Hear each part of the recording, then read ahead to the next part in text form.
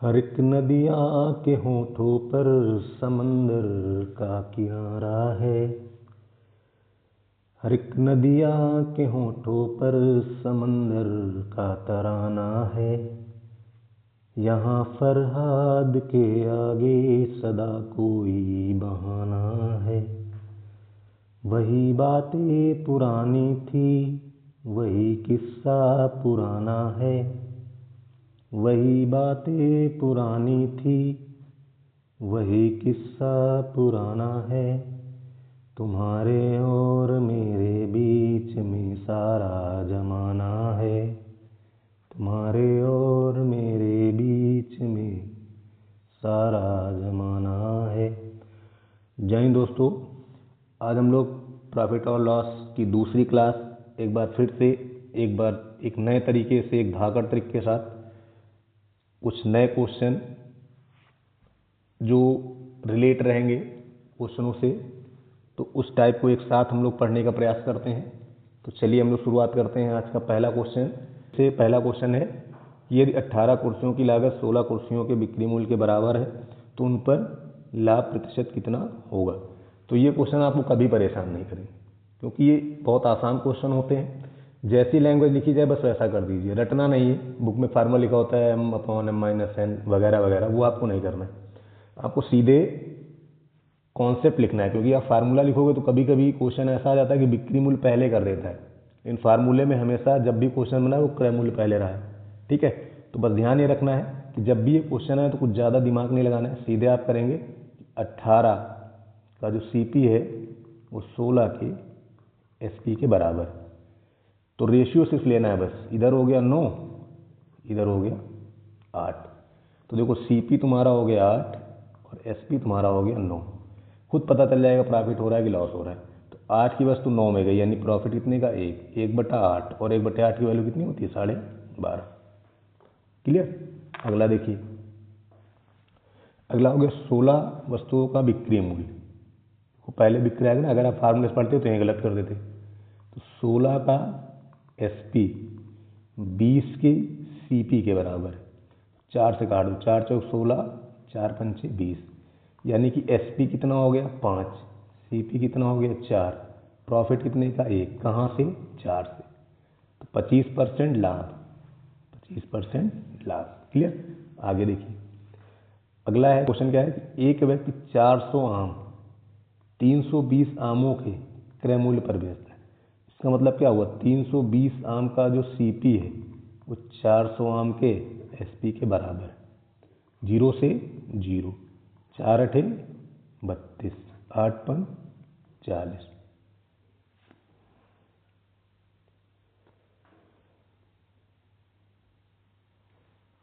0 से 0 कैंसिल, 8 चौक 32, 8 5 40। इसका मतलब CP 5, SP 4। कितना कम हुआ 1। कहाँ से 5 से। 1/5 मतलब 20%। क्लियर। आगे बढ़ते हैं। अगला लिखा है 25 वस्तुओं का क्रय मूल्य, उनमें से 20 के विक्रय मूल्य के बराबर है। देखो 25 का जो CP है वो 20 के SP के बराबर है। अब बिना काटे भी कर सकते हो, अगर किसी को नहीं काटना तो डायरेक्ट भी कर सकता है। 20 25 कितना है 5, कहाँ से 20 से। देखो प्रॉफिट हुआ है, परसेंटेज बनाएंगे 100, 50 25%। तो बिना काटे भी लगा सकते हैं। काट इसलिए देते कि डाटा क्या हो जाता है, छोटा हो जाता है। ऊपर नहीं काटोगे, नीचे काटना पड़ेगा। क्लियर। अगला देखिए, अब ये क्वेश्चन देखो भाई, 12 वस्तुओं का क्रय मूल्य 9 वस्तुओं के विक्रय मूल्य के बराबर है, जबकि 10 वस्तुओं पर बट्टा 5 वस्तुओं पर लाभ के बराबर है। तो एक एक हिस्सा पहले हम लोग हल करते हैं। इधर क्या है, 12 का CP बराबर है 9 के SP के। 3 से काट दो, 3 चौक 12, 3 त्रिक 9, यानी कि CP हो गया 3, SP हो गया 4। क्लियर। अब इसी के अगर हम अगले पार्ट की बात करें तो अगले पार्ट में ये कह रहा है कि जो डिस्काउंट है वो 10 वस्तुओं पर और जो प्रॉफिट है वो 5 वस्तुओं पर। तो अगर हम काटें तो 5 दूने 10, यानी कि डिस्काउंट और प्रॉफिट का अगर हम रेशियो देखें तो बन जाएगा 2 और 1 का। अब यहाँ ध्यान दो, प्रॉफिट की गणना हमेशा CP और SP पे की जाती है। तो तो अगर हम यहाँ से गणना करें प्रॉफिट की तो 1 हो रहा है, लेकिन प्रॉफिट हो 2 बनाएंगे, तो जब 2 बनाएंगे देखो यहाँ हो जाएगा 6, इधर हो जाएगा 4 दूनी 8, ये तुम्हारा हो गया सीपी, ये हो गया एसपी। एमपी मिल जाए तो काम हो जाए, क्योंकि जब तक एमपी नहीं मिलेगा तब तक आप डिस्काउंट के बारे में कोई बात ही नहीं कर सकते। एमपी कैसे मिला? देखो जो विक्रय बनता है वो डिस्काउंट से ही तो बनता है, डिस्काउंट मार्केट प्राइस से। तो आपने यहाँ से डिस्काउंट कितने का दिया? 1 का, 1 का ही दिया है ना, 1 का दिया है तब 8 बना है, इसका मतलब पहले कितना था? 9 था। बात समझ गए? अब देखो हमें प्रॉफिट और लॉस की प्रॉफिट और बट्टा का क्या लेना है? डिफरेंस लेना है हमें। अब देखो हमें क्या करना है? बट्टा परसेंट और प्रॉफिट परसेंट का अंतर लेना है। तो अब देखो अगर यहाँ से हम प्रॉफिट बनाएं तो 2/6 आएगा, डिस्काउंट का बनाएं तो 1/9 आएगा। ठीक, इसको थोड़ा सॉल्व कर लो, 1/3 हो जाएगा। इन्हीं का क्या लेना है? डिफरेंस। कुछ लोग करोगे परसेंटेज क्या है, तो परसेंटेज क्या है तो बाद में 100 से गुणा कराएंगे ना, दोनों में तो 100 से गुणा होगा। अब जब इसको आप सॉल्व करोगे, देखो 9 बनाएंगे, यहाँ 3 से गुणा होगा ना, होगा नहीं होगा? ध्यान रखना। तो 3 से 1 गया 2/9, 2/9 होगा। और परसेंटेज बनाएंगे अब तो किससे गुणा कर देंगे? 100 से। तो इसको जब सॉल्व करोगे देखो 100/9 होता है 11.11, तो 2 से गुणा है तो 22.22। क्लियर? नेक्स्ट देखो, अगला है 12 वस्तुओं का क्रय मूल्य 9 वस्तुओं के विक्रय मूल्य के बराबर है। फिर एक 8 वस्तुओं पर बट्टा 6 वस्तुओं पर लाभ के बराबर है। तो लाभ परसेंट और बट्टा परसेंट, लाभ परसेंट और बट्टा परसेंट में अंतर ज्ञात करो। देखो 12 का सीपी 9 के एसपी के क्या है? बराबर। इसको काट दें 4 और 3, तो सीपी कितना हो गया? 3, एसपी कितना हो गया? 4। सेकेंड पार्ट देखो, सेकेंड पार्ट ये कह रहा है 8 पर डिस्काउंट बराबर है 6 पर प्रॉफिट। अगर 2 से काट दें, 2 चौको 8, 2 तिहाई 6, यानी कि डिस्काउंट 3, प्रॉफिट 4।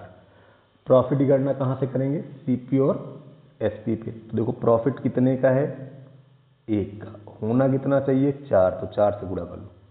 ये बन गया 4 तिहाई 12, 4 चौक 16। ये हो गया सीपी, ये हो गया एसपी। आगे तुम्हें एमपी मिल जाए तो काम हो जाएगा। एमपी कैसे मिलेगा? जब इस पे 3 का डिस्काउंट दिए हो तब 16 हुआ है, यानी यहाँ कितना रहा होगा? 19 रहा होगा। बात समझ रहे हो ना? यहाँ कितना रहा होगा? 19 रहा होगा। एकदम बेसिक से समझते चलो यहाँ पर। अब जैसे ये बन गया तो देखो यहाँ से अगर हम प्रॉफिट की बात करें तो प्रॉफिट होगा 4/12, यानी इसको हम लिख सकते हैं 1/3। क्लियर? अगर लॉस की बात करें, अब अगर हम डिस्काउंट की बात करें तो डिस्काउंट हो रहा है 3 का।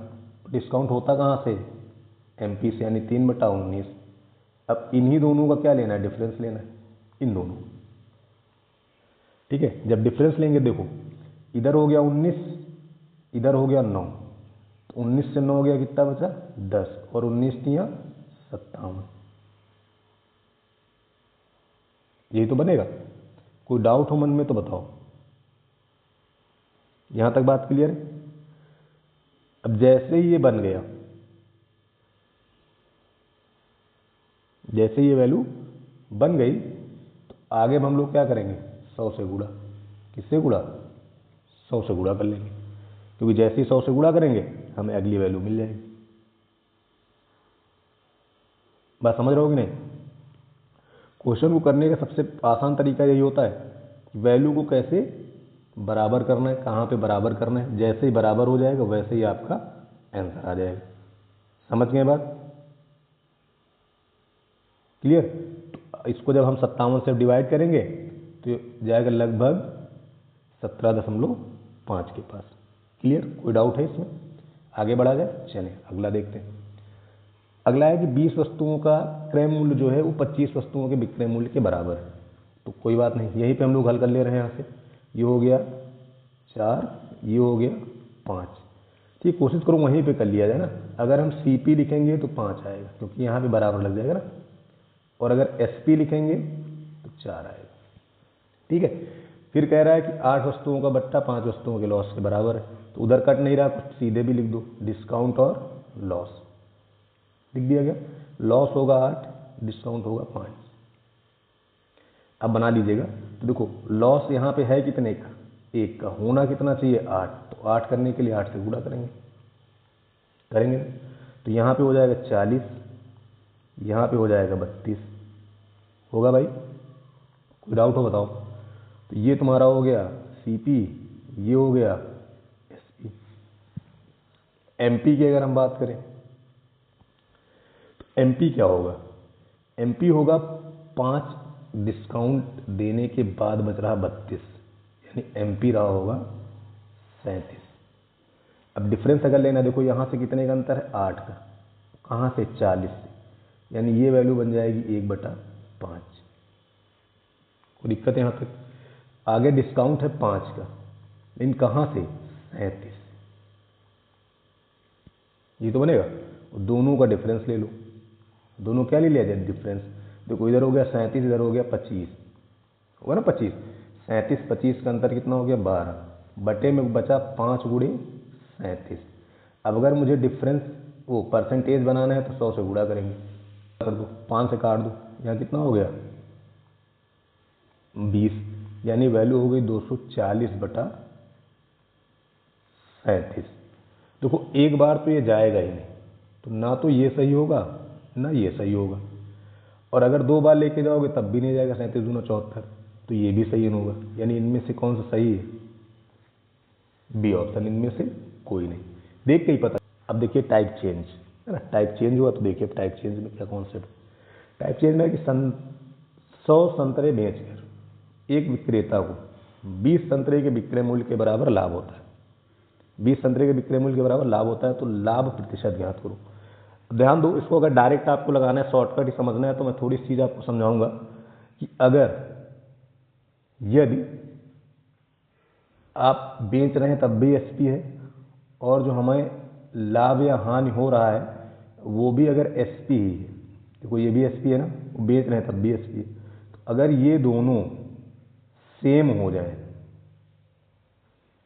तभी या तो जुड़ेंगे या फिर घटेंगे, अदरवाइज डायरेक्ट होगा।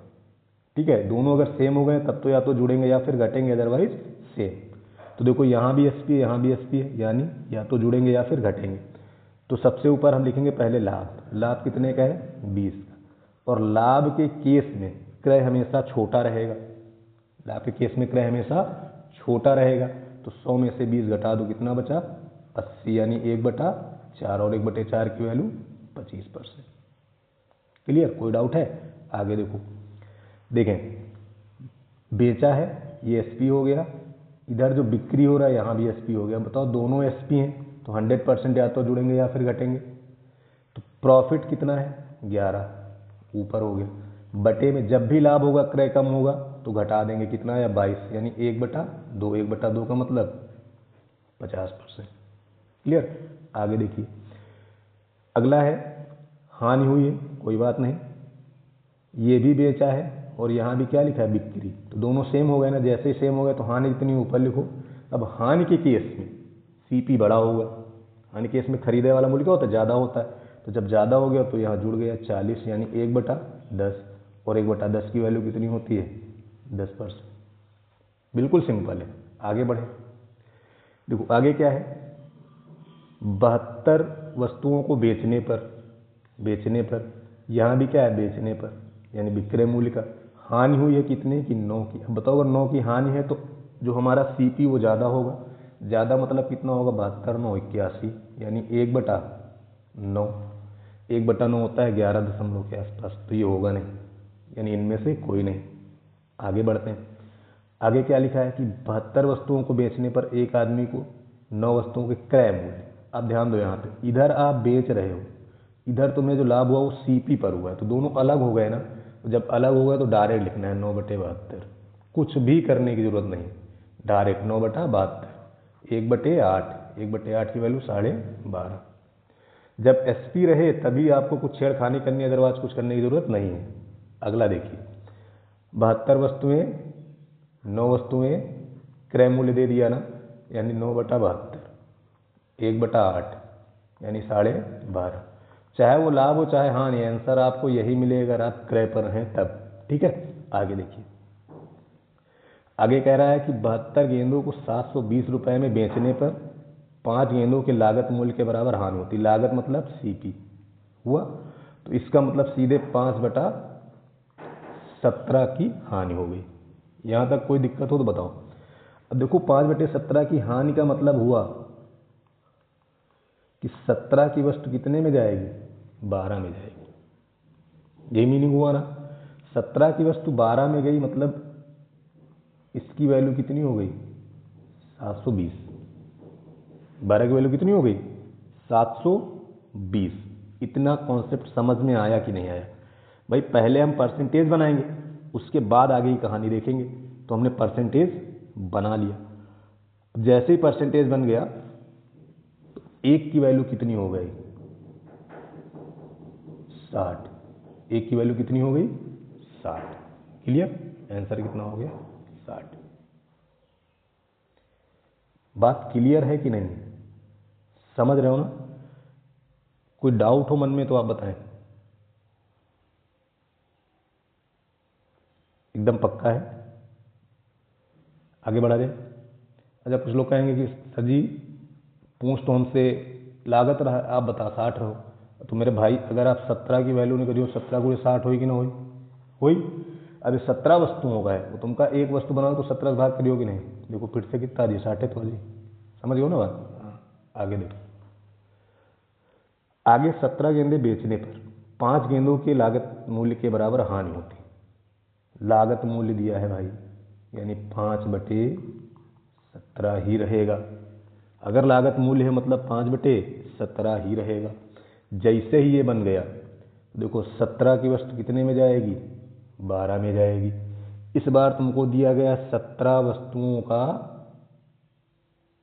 लागत मूल्य, सभी वस्तुओं का लागत मूल्य। देखो तो वस्तुएं हैं कितनी, 17, और 17 का लागत कितना है, 340, सॉरी कितने, 340। तो 17 दूनी 34 यानी 20। तो 12 की वैल्यू कितनी हुई जी, गुणे 20। हमसे एक वस्तु का पूछा है तो बटे में 12, 12 से 12 कैंसिल, यानी कितना आ गया, 20 आ गया। कोई डाउट मन में, कोई शंका है भैया? नहीं है ना, यानी आंसर होगा 20। इसको सही कर लेना, आंसर कितना हो जाएगा, 20। क्लियर? आगे बढ़े, चलिए अगला देखिए। अगला कि 10 मोमबत्ती बेचने पर, 10 मोमबत्ती बेचने पर एक आदमी को 3 पेन के बिक्री मूल्य का फायदा होता है। 3 पेन के बिक्री मूल्य का फायदा होता है, जबकि